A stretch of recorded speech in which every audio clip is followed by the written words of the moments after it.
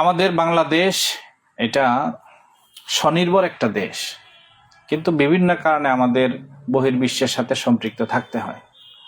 আমাদের বাংলাদেশে যেমন পোশাক শিল্প প্রথম, দ্বিতীয় শিল্প হলো এই চামড়া শিল্প।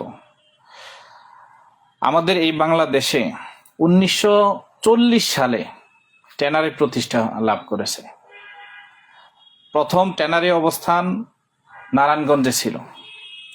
এটা পরবর্তী 25 বছর পরে 1930টা ট্যানারি হয়েছে, যার অধিকাংশ ঢাকায়।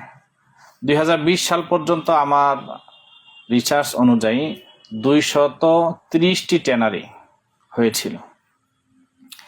এই শিল্প এক সময় বাংলাদেশ যখন বহির্বিশ্বে এটা রপ্তানি করত, যেমন 2013 সাল পর্যন্ত একটা ভালো মূল্য পেত, 3,000 4,000, কিন্তু 2013 সাল থেকে পরবর্তীতে আমাদের এই চামড়া শিল্পটা অবনতির দিকে যাচ্ছে। যেমন একটা সমীক্ষায় আমরা দেখতে পারি 2013-14 সালে চামড়া ও চামড়াজাত পণ্য থেকে আয় হয় $1,258.82 মিলিয়ন। তার পরবর্তী সময়ে 3 অর্থ বছরে এই খাতের রপ্তানি আয় ছিল যথাক্রমে $1,130, $1,161 এবং $1,234 মিলিয়ন। কিন্তু এর পরবর্তীতেই 2017 সাল থেকে দেশের চামড়া ও চামড়া পণ্যের উপর নিয়মিত বড় অঙ্কের লোকসান শুরু হয়। এর অন্যতম একটা কারণ হলো, আমরা জানি এই যে চামড়া, এটা কিন্তু বড় একটা সংগ্রহ হয়ে থাকে কুরবানির সময়। 50 থেকে 60% চামড়া কালেকশন হয়ে থাকে এই কুরবানির সময়। এই কুরবানির সময় যেমন 2013 সালের আগ পর্যন্ত 1 বর্গ ফুট চামড়ার মূল্য ছিল 85 থেকে 90 টাকা। সেই চামড়া 2020 সালে এসে 35 থেকে 40। বর্তমান যে সরকার, উনি চাচ্ছিল একটু বাড়াতে, এবছর 60 থেকে 65 টাকা দাম নির্ধারণ করেছে, এরপরও পারে নাই। যথামূল্য না পাওয়ার বিশেষ কারণ হিসেবে আমি দেখতেছি এই শিল্প যাদের হাতে বড় একটা সিন্ডিকেটের আওতাধীন পড়ে গেছে।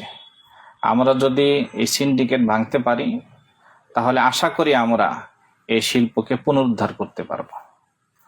এই জন্য আমরা সবাই চেষ্টা করি যে এই সিন্ডিকেট কিভাবে ভাঙা যায়, এ ব্যাপারে আলেমদের অবশ্যই এগিয়ে আসতে হবে। আপনি আলেমদের সঙ্গে নিয়ে এই কাজ কেন করতে চাচ্ছেন? এটা কি ব্যক্তি উদ্যোগে সম্ভব নয়?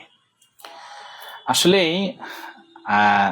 একটা কথা আছে, প্রবাদ আছে, 10 মিলিয়ে করি কাজ, হারি জিতি নাহি লাজ। আমি তো বললাম যে আমি উদ্যোগী হয়েছি একটা বিষয়ের কারণে। আমি চাচ্ছি সব আলেমগণ অথবা ম্যাক্সিমাম আলেমগণ এটার সাথে সম্পৃক্ত হোক, যাতে এই ব্যবসাও যে একটা সুন্নাহ। নবী করিম সাল্লাল্লাহু আলাইহি ওয়াসাল্লাম ইরশাদ করেন, আত-তাজিরুস সাদুকুল আমিন মা'আন নাবিয়্যিন ওয়াস সিদ্দিকিন ওয়াস শুহাদা'i ওয়াস সালিহিন। সৎ ব্যবসায়ী যারা, এদের হাসর হবে নবীদের সাথে, সিদ্দিকিনদের সাথে, শহীদদের সাথে। এই যে একটা ফজিলতপূর্ণ আমল ব্যবসা করা, এটার সাথে আমি একা কেন, সবাইকে নিয়ে এই সুন্নাহটা আমল করি। এই জন্যই মূলত সবাইকে সাথে রাখার ইচ্ছা, প্রয়াস।